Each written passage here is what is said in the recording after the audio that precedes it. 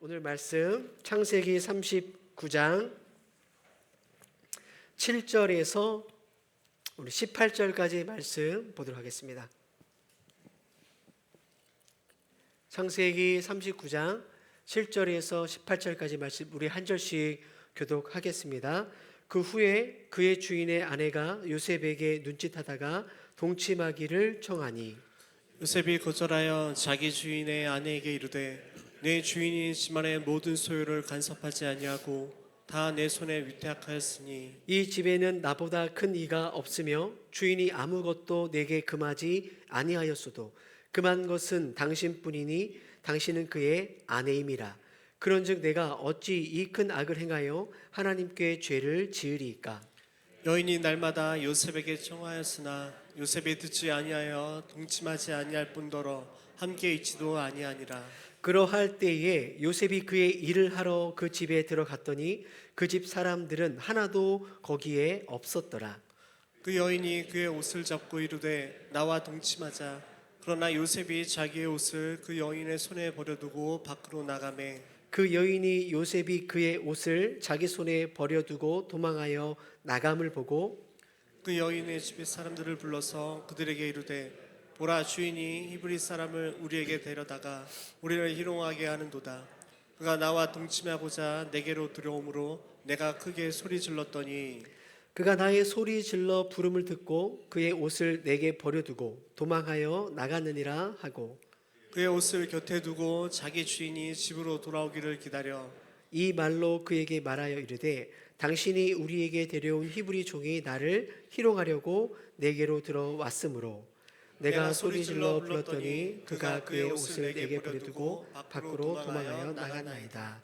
아멘.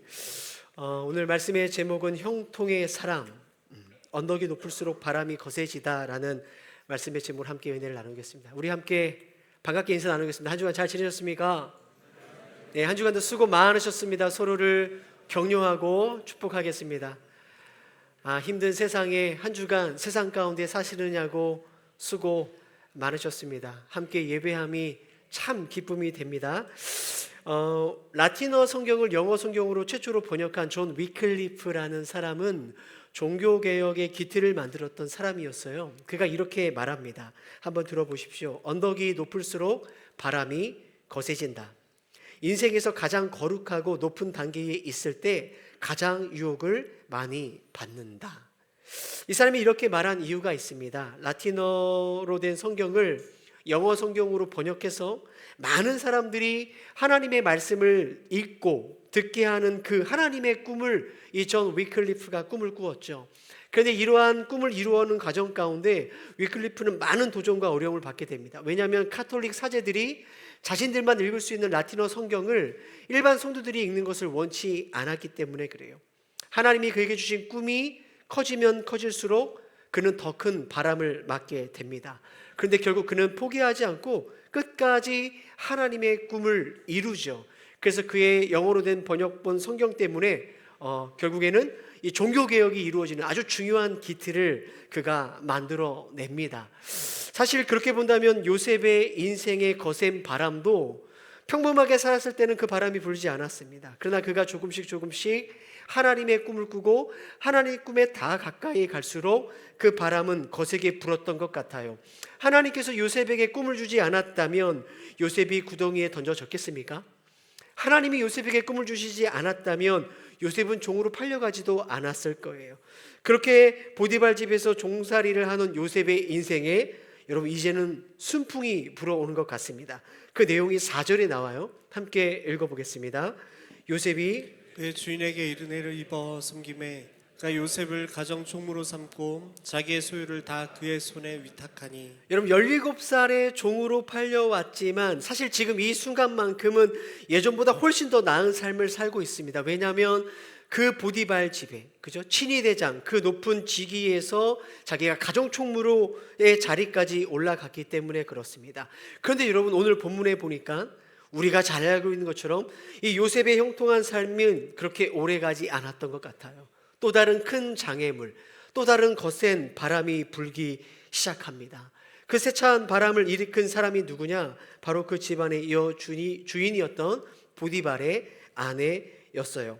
여러분 7절에서 10절 우리가 읽었지만 오늘 내용의 가장 중요한 내용이기 때문에 다시 한번 천천히 읽어보겠습니다. 함께 읽겠습니다.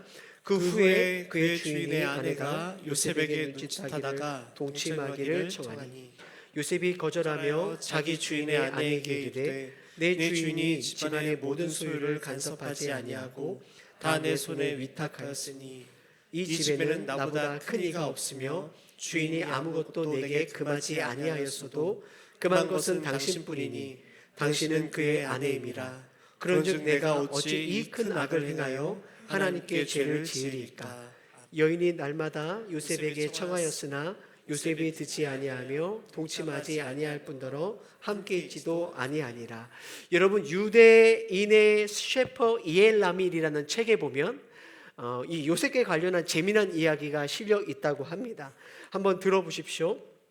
자, 이집트에 내노라 하는 귀부인들이 이 잘생긴 히브리 청년의 소문을 듣고 그를 직접 보기 위해 보디발의 집으로 갔다.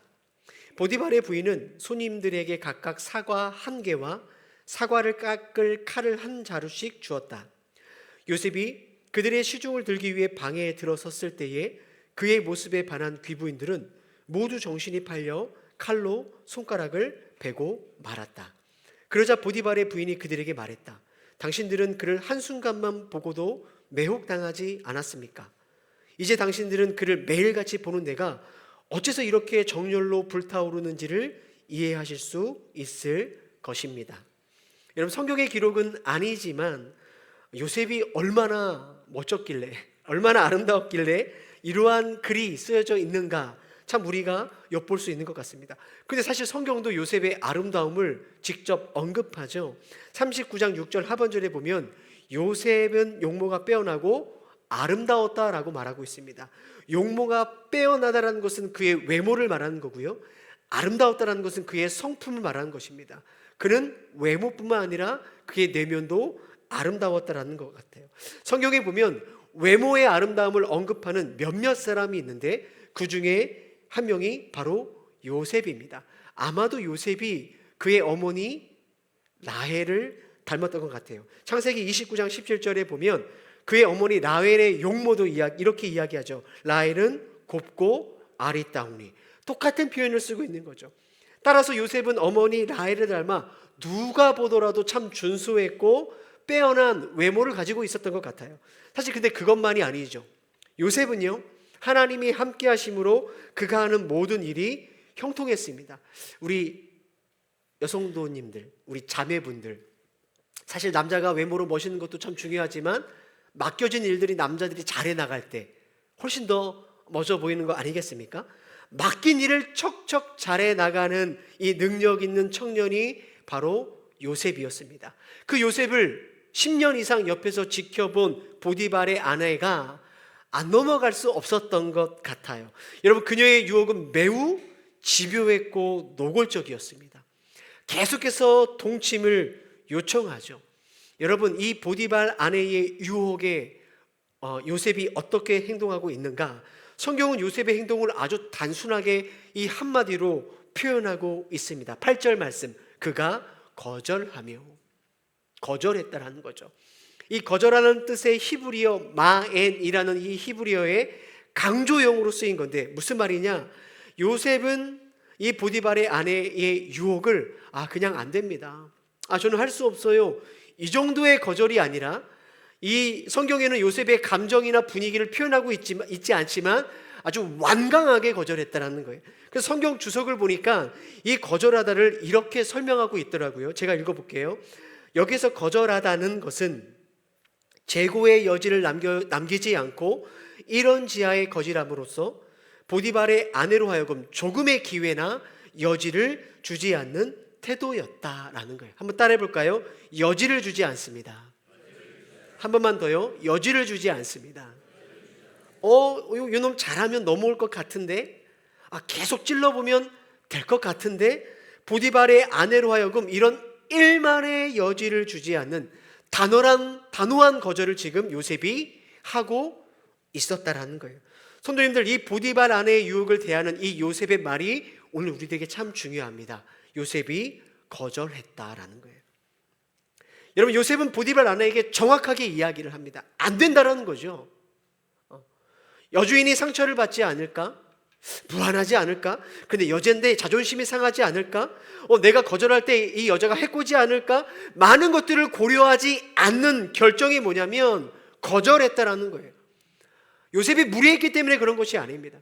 이 보디발의 아내가 내 취향이 아니었기 때문도 아니에요. 요셉은요, 이 보디발의 아내의 유혹이 얼마나 위험하고 잘못되기고 그것이 파괴적인 것인지를 분명하게 알았다라는 거예요. 사랑하는 성도님들, 신앙이라는 게 뭘까요? 예수 믿는 게 뭘까요? 그것은 바로 분명한 원칙을 가지고 살아가는 삶을 우리는 예수 믿는 거라고 우리는 말하고 있는 거죠. 여러분, 그리스도인들은 친절해야 합니다. 웬만하면 용납해야 돼요. 어딜 가든 부딪히지 않고 넘어가야 합니다. 근데 여러분, 그것이 하나님이 기뻐하지 않으시는 그 일을 용납함으로, 불편하지 않게 그 상황을 그냥 넘어감으로, 그냥 받아들임으로 만들어지는 그러한 화평은 여러분 정말로 하나님이 원하시는 화평이 아닌 것이죠. 예수께서 제자들에게 예루살렘에 올라갈 때에 이렇게 말씀하셨어요. 내가 많은 고난을 당하고 십자가에 죽고 3일 만에 살아날 것이다. 그때 베드로가 예수님께 이렇게 이야기를 하죠.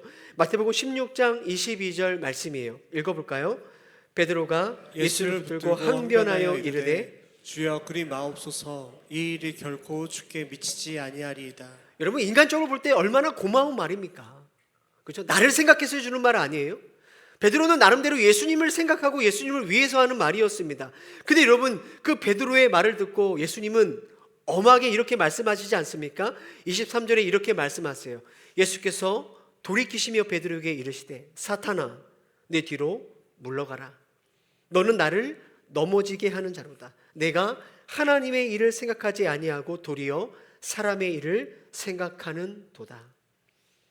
예수님은 베드로에게 사탄아, 내 뒤로 물러가라라고 강하게 질책하십니다. 왜 그러셨을까요?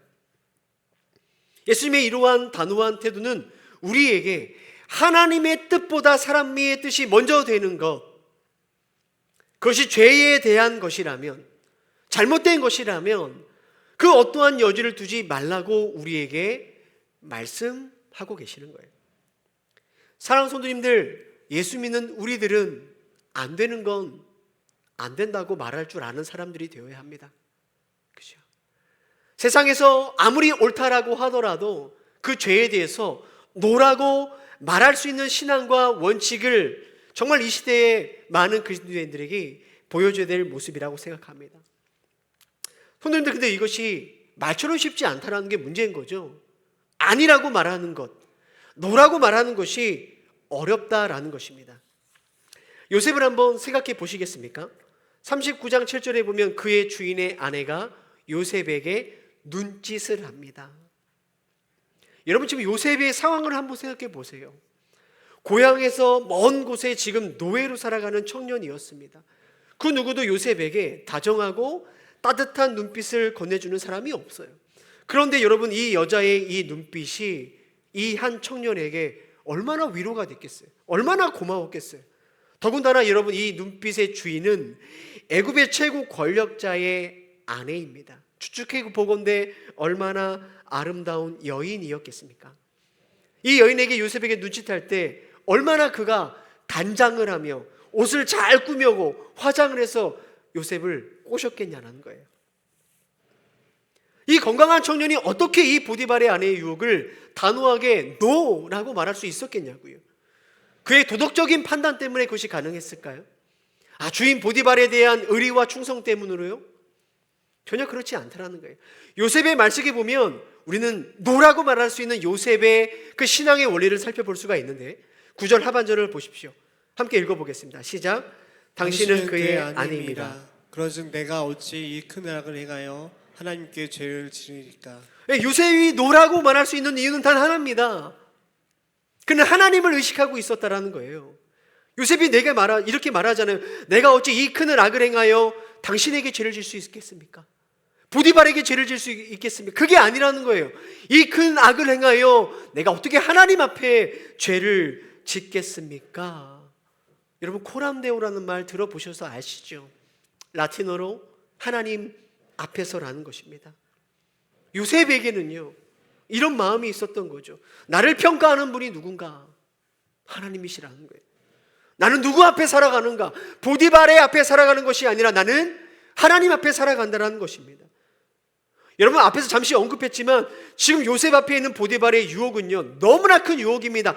단순히 성적인 유혹뿐만 아니라 그 말을 어겼을 때 자신의 생명이 위태할 수 있는 너무나 큰 유혹이라는 거예요. 따라서 부적절한 관계를 조심스럽게 맺는다면 요셉은 안전했겠죠. 얼마든지 보디발을 속일 수 있었을 거예요. 보디발의 아내의 요구대로 했을 때 보디발의 신임도 없고 아내의 신임도 없고 훨씬 더 안정된 삶을 살아갈 수 있었을 거예요. 그리고 여러분, 더 중요한 건 뭔지 아십니까? 애굽의 문화를 보시면 여러분, 집주인들이 종들에게 성적인 요구를 하는 것은 전혀 이상한 일이 아닌 시대였어요. 따라서 보디발 아내가 요셉에게 요구하는 이 요청은 이 여주인의 당연한 요구였고요. 당연한 요구에 이 종은 당연히 응해야 되는 것이 그 시대를 살아가는 사람들의 상식이었다는 것입니다. 그러나 요셉은 분명하게 이 일에 대해서 거절하죠. 왜요? 왜 그렇죠? 하나님 때문입니다. 하나님 앞에서 그것이 죄였기 때문에 그래요. 개인적인, 도덕적인, 윤리적인 이유가 아니었습니다. 의리 때문이 아니었어요. 나와 함께 하시는 하나님, 그 하나님 때문에 내가 이 일을 받아들일 수 없다라는 요셉의 믿음의 선언이었던 거죠. 한번 따라해 보겠습니다. 그것은 하나님이 금하신 것입니다. 그것은 하나님이 금하신 것입니다. 말씀 신방을 가정별로 하고 있습니다. 한 성도님의 가정에 방문해서 이런저런 이야기를 나누는 중에 제가 이렇게 여쭤봤어요. 저는 이제 직장 생활을 안 해봤으니까 직장 생활 하다 보면 이 신앙 때문에, 믿음 때문에 어려운 일이 있지 않으신가요? 그랬더니 이렇게 말씀하시더라고요. 이 성도님이 회사에서 일을 하실 때 거래처에서 그렇게 이런저런 선물을 가져다 준다는 거예요. 그 위치가 그런 것 같아요. 한 번은 두꺼운 이 돈봉투를 화장실 수납함에 뒤늦게 놓고 간 것을 발견했다고 합니다. 왜 사람들이 이렇게 할까요? 여러분, 그렇게 주고받는 것이 당연하기 때문에 그렇습니다. 그래야 회사가 돌아가고 그래야 거래가 성립되기 때문이죠. 근데 여러분, 이 성도님께서 직장 생활을 30년 가까이 하면서 단 한 번도 이런 것들을 받지 않으셨다는 거예요. 이유가 뭐냐? 이것을 주는 사람들에게 전화를 해서 당장 가져가지 않으면 내가 거래를 끊어버리겠다. 그래서 여러분, 이 전화를 받은 분이 너무 당황해서 정말로 진짜 싹싹 빌릴 만큼 다시는 이렇게 하지 않을 테니 그냥 넘어가 달라고 해서 넘어간 적도 있다고 합니다. 그래서 제가 그 얘기를 이렇게 듣다가 여쭤봤어요. 아니, 우리가 사람이 서로 함께 살아가는데, 그죠? 작은 감사와 성의 표현은 괜찮지 않을까요? 아니, 그렇게 강하게 무한을 주면 그 사람이 상처받지 않겠습니까? 그랬더니 이렇게 말씀하시더라고요. 한번 허용되면 계속해서 이런 일들이 반복되기 때문에 안 된다라는 거예요. 성도님들, 둘만 아는 문제로 넘어갈 수 있는 거 아니겠습니까? 다들 그렇게 살아가는 거 아니에요? 나 혼자 그렇게 한다고 그 풍토가 바뀌겠습니까? 세상이 나 때문에 뭐 변하겠습니까? 근데 여러분, 무엇이 이 성도님으로 하여금 그 좋은 것들에 대해서 노라고 말할 수 있었겠냐라는 거예요. 고람되오죠. 하나님 앞에서 나는 회사에서 회사 일을 하지만 하나님이 맡겨주신 하나님 앞에서 나는 살아가고 있다는 이 분명한 믿음의 고백이 모든 사람들이 그렇게 살아가는 세상 속에서도 다르게 살 수 있는 힘과 능력이 되는 것이죠. 여러분, 왜 세상이 교회를 이렇게 만만하게 볼까요? 왜 예수 믿는 우리들이 이렇게 세상에서 불쌍하게 보여질까요? 단호하게 거절해야 될 때 우리가 거절하지 않기 때문이라는 거예요. 말은 우리가 참 잘하는데요. 목사님, 저도 참 말은 잘하는데요. 그럴듯하게 말하는데요. 그래서 세상은 예수 믿는 우리가, 교회가 다른 선택과 결정을 할 거라고 기대하는데요. 결정적인 순간에 우리도 보디발의 유혹 앞에 노를 하지 못하는 거죠. 그 눈짓을 받아주는 거죠. 그 손짓에 우리가 손을 잡아주는 거죠. 세상과 같은 선택을 한다라는 거예요. 속도의 차이일 뿐이지 세상은 바로잡지만 우리는 나중에 잡는 거 아닙니까? 예수님은 이렇게 말씀하세요. 소금이 그 맛을 잃으면 땅에 버려져 밟힐 것이다. 사랑하는 성도님들, 맛을 잃어버린 교회, 예수의 맛을 잃어버린 예수 믿는 사람들, 말이 안 되는 거죠. 여러분, 우리가 예수 믿는 우리가 하나님 앞에 살아간다는 이 코람데오를 우리가 붙들 수 있다면, 여러분, 수많은 유혹 앞에 우리도 요셉처럼 이렇게 말할 수 있지 않겠습니까? 그것은 하나님이 금하신 것입니다.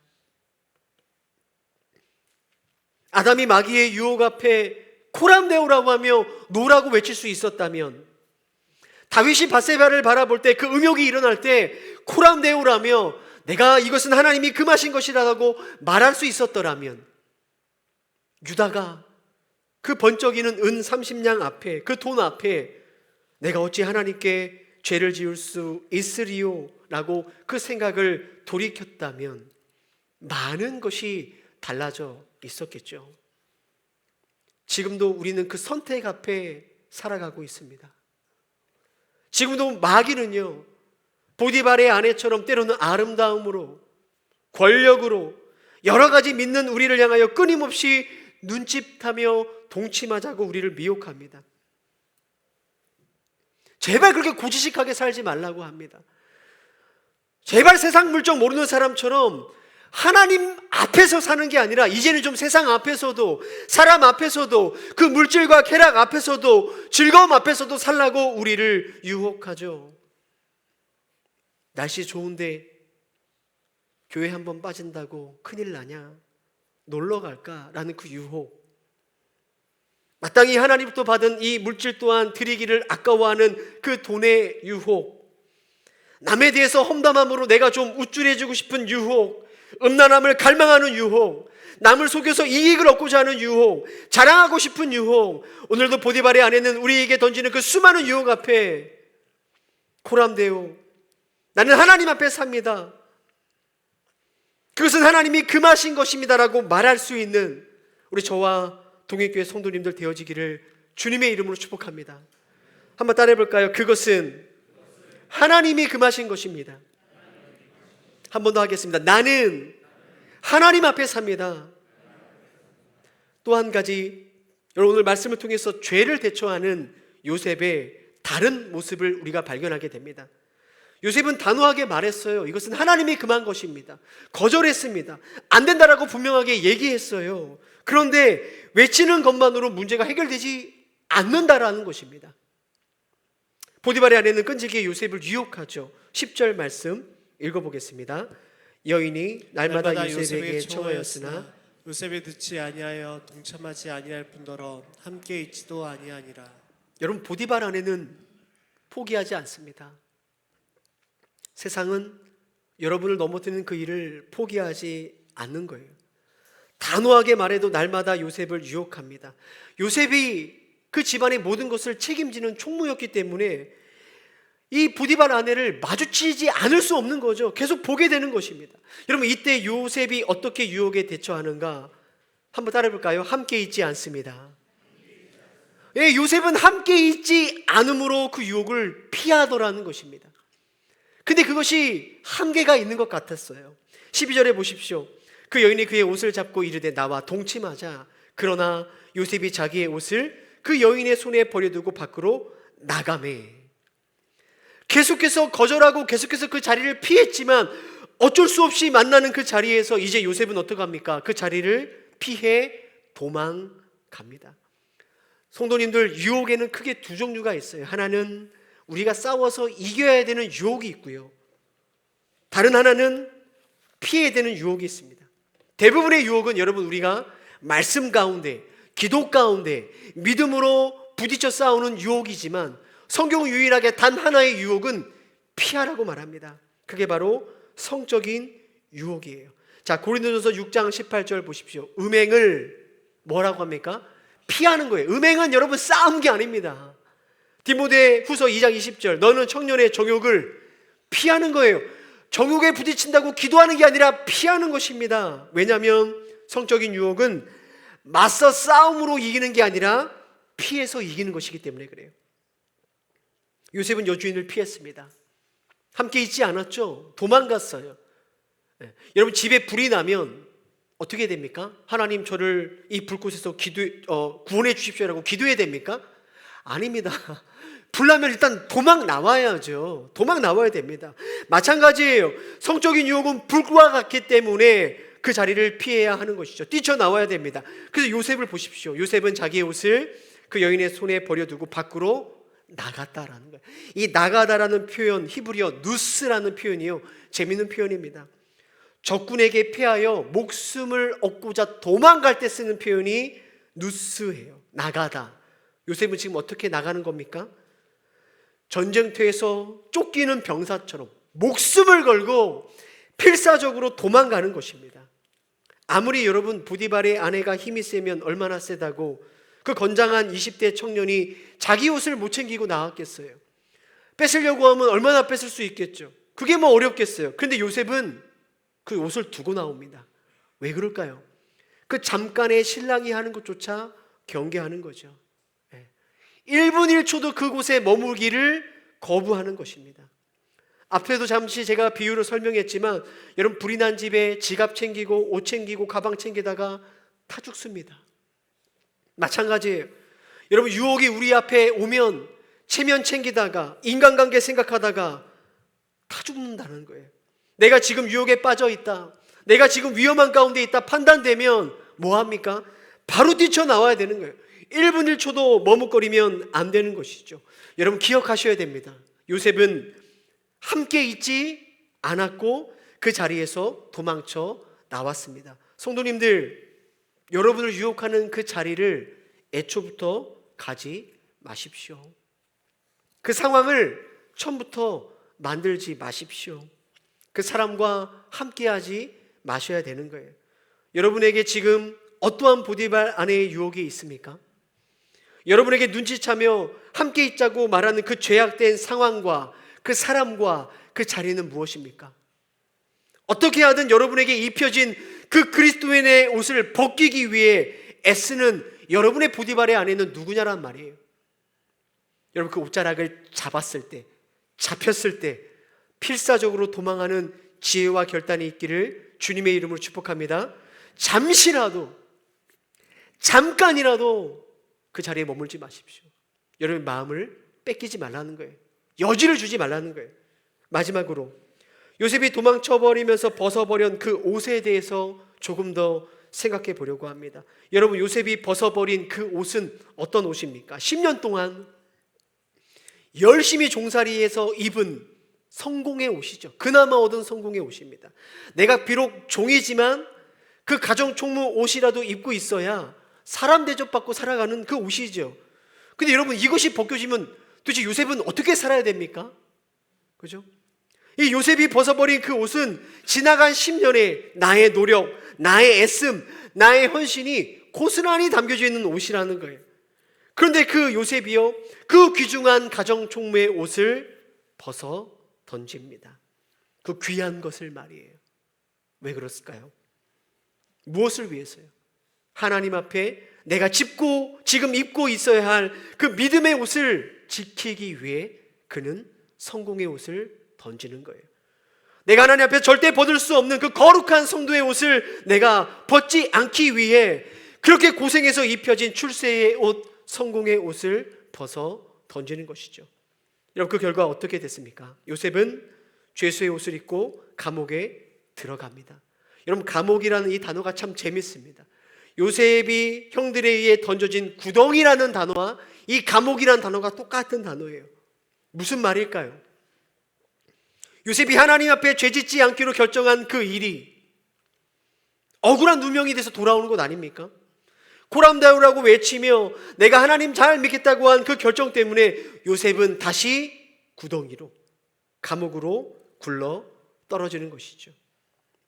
사랑하는 성도님들, 우리가 믿음으로 살고 그리스도인답게 무엇인가를 선택할 때 하나님이 그 선택에 손 들어주시고 잘했다 칭찬해 주시고 여러분 우리를 보호해 주신다면 얼마나 우리가 신앙생활하는 것이 신이 나겠습니까? 믿음으로 사는 것이 뭐가 두렵겠습니까? 근데 사실 오늘 우리도 요셉과 같은 이런 일들을 경험한다라는 거죠. 내가 신앙과 믿음을 지키겠다고 한 그 말과 그 선택이 때로는 어떻게 돌아옵니까? 야, 너만 잘났냐? 너만 예수 믿냐? 비난 섞인 말로 돌아올 때도 있습니다. 내가 하나님 앞에서 죄를 범할 수 없다는 그 신앙 양심을 따라한 그 행동 때문에 때로는 재정적인 손해를 보기도 하고요. 때로는 관계의 불편함을 겪기도 하고요. 오해와 비난으로 돌아올 때가 있다라는 거예요. 요셉처럼 말이에요. 그래서 여러분, 절대로 두려워할 필요가 없습니다. 우리 인생의 믿음으로 선택한 그 일로 인해 여러분 구덩이에 빠지는 그 일들을 두려워할 필요 없다라는 거예요. 애써 쌓아놓은 것을 잃어버릴까 봐 염려하지 마십시오. 왜냐하면 여러분 그 가운데서도 가장 중요한 하나님이 여전히 우리의 삶을 지키고 보호하시기 때문에 그렇습니다. 요셉을 한번 보십시오. 21절에서 23절 말씀. 여호와께서 요셉과 함께 하시고 그에게 인자를 더하사 간수장에게 은혜를 받게 하시며 간수장이 옥중 죄수를 다 요셉의 손에 맡김으로 그 재반 사물을 요셉이 처리하고, 마지막 절 함께 읽어볼까요? 시작. 간수장은 그의 손에 맡긴 것을 무엇이든지 살펴보지 아니하였으니 여호와께서 요셉과 함께 하심이라.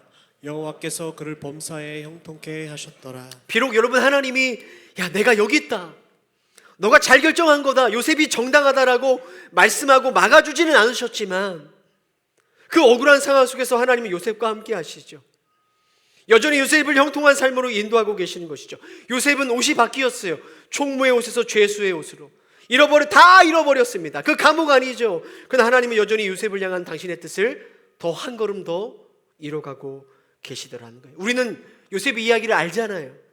여러분 누명을 쓰고 감옥에 들어왔기 때문에 요셉은 이곳에서 뭘 준비합니까? 이집트의 그 궁중 생활을 다 이곳에서 배우고 준비하다라는 거예요. 그 보디발의 아내 때문에 내가 구덩이에 빠졌지만, 감옥에 왔지만 요셉은 이제 여기서 파라오 왕을 만날 마지막 준비를 이곳에서 하게 되더라는 거예요.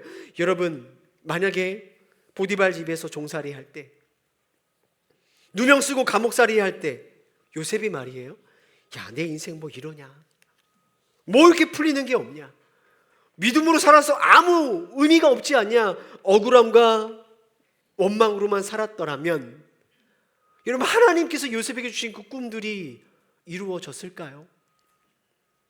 야 어차피 내 인생 하나님 돌보시지 않는데 내 생각 내 마음대로 갈 때까지 가보자, 보디발 아내의 손을 잡았다면 요셉은 어떻게 됐을까요? 39장에서 요셉의 인생은 끝났을 거예요. 하나님의 역사 40장, 41장, 42장의 이야기는 없어지는 거죠. 뭘 이야기합니까? 요셉은 비록 내가 일어나는 모든 일들을 다 알 수 없지만 하나님 앞에 죄짓지 않겠다는 그 선택 때문에 내가 모든 것을 잃어버렸지만 여전히 요셉은 그 자리에서 뭐 한 거죠? 코람데오로 살아가고 있었다는 거예요. 내가 입은 옷이 바뀌고 사는 곳이 바뀌고 하는 일이 바뀌고 사람들이 바뀌었지만 하나님 저는 여전히 하나님 앞에 살아갑니다. 하나님 여전히 저는 하나님이 나의 유일한 청중입니다. 그 요셉의 코람데오 그 인생 속에 하나님은 그를 가장 좋은 길로, 가장 형통한 삶으로 인도하고 계셨던 거예요. 말씀을 맺도록 하겠습니다. 사랑하는 성도님들, 지금 여러분의 인생에 야 이런 시험이 있냐, 이런 어려움이 있냐, 그런 거센 바람이 혹시 불고 있으십니까? 다 알 수 없지만, 그죠? 야 도대체 내 인생 뭔가 되는 게 없냐, 이런 생각이 들지만 여러분 지금 하나님은 여러분을 조금 더 높은 언덕으로, 조금 더 주님 닮은 사람으로 빚어가는 중일 거예요. 여러분 삶의 보디발의 아내 같은 사람 때문에 여러분 힘들고 억울한 누명을 쓰고 야 내가 애써 이룬 것까지 잃어버리는 그런 경험을 지금 하고 계시다면, 내가 어떠한 사람 때문에 또 다른 인생의 구덩이에 떨어져 있다면 여러분 지금 그때가 코람데오로 살아갈 때예요. 하나님 내 인생 돌보지 않으니까 내 방법대로 살겠다가 아니라 바로 지금 그 감옥 안에 그 구덩이 안에서 하나님 나는 여전히 하나님 앞에서 살아갑니다. 그 믿음의 고백을 할 때인 거죠. 그럴 때 여러분 문제로만 보였던 그 일들 가운데, 실패와 고통으로 보였던 그 일들 가운데서 여전히 여러분의 삶을 놀랍게 이루고 가시는 하나님의 손길을 볼 수 있는 거예요. 여러분 믿음으로 한 걸음 걸을 때 오히려 세상에서 두세 걸음 뒷걸음질 치는 것 같은 우리의 인생, 나는 신앙으로 살고자 하는 그 몸부림이었는데 이 보디발 아내 같은 사람들 앞에, 세상 앞에 힘없이 꺾이고 곤두박질 쳐질 때, 여러분, 우리 주님은 여전히 그때도 우리와 함께 하신 하나님이십니다. 우리를 변함없이 사랑하시고요, 우리를 변함없이 형통의 삶으로 인도하시는 주님이십니다. 그 주님 바라보며 보디발의 그 아내와 같은 세상 앞에 고람되어 하나님 앞에 살아가는 저와 성도님 되어지기를 주님의 이름으로 축복합니다. 이 시간 우리 함께 찬양하겠습니다. 하나님, 어떠한 상황과 환경 가운데서도 저는 주님 앞에 살아갑니다. 하나님, 이해되지 않는 상황 속에서도 나를 부르신 하나님의 뜻이 가장 선하심을 믿습니다. 우리 이러한 찬양의 고백으로 주님 앞에 함께 고백하며 나아가겠습니다.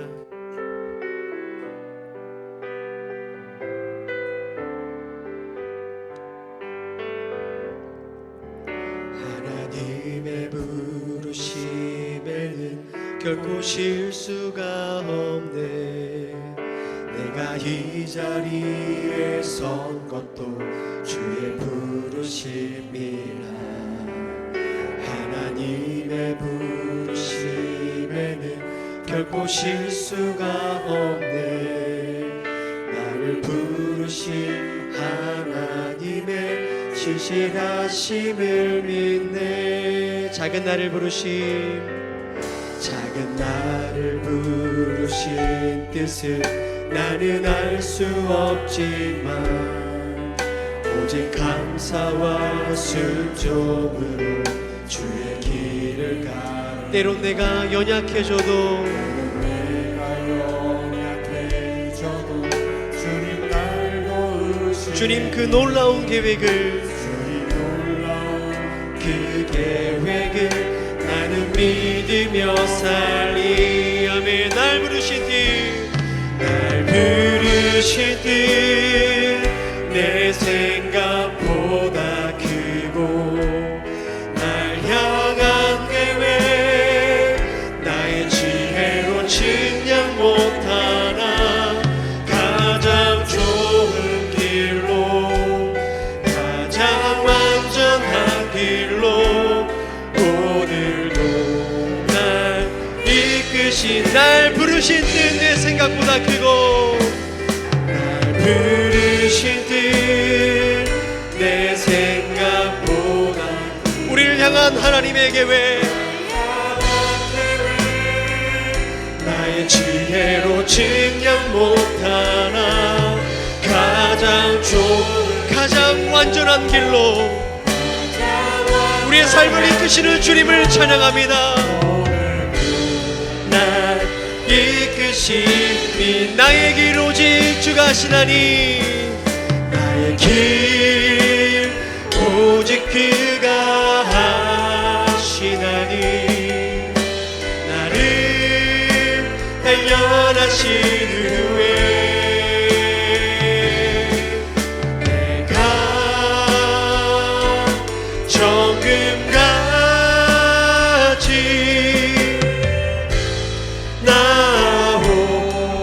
나의 길 오직 그가 하시나니, 나의 길 오직 그가 하시나니, 나를 단련하신 후에 아멘. 내가 정금같이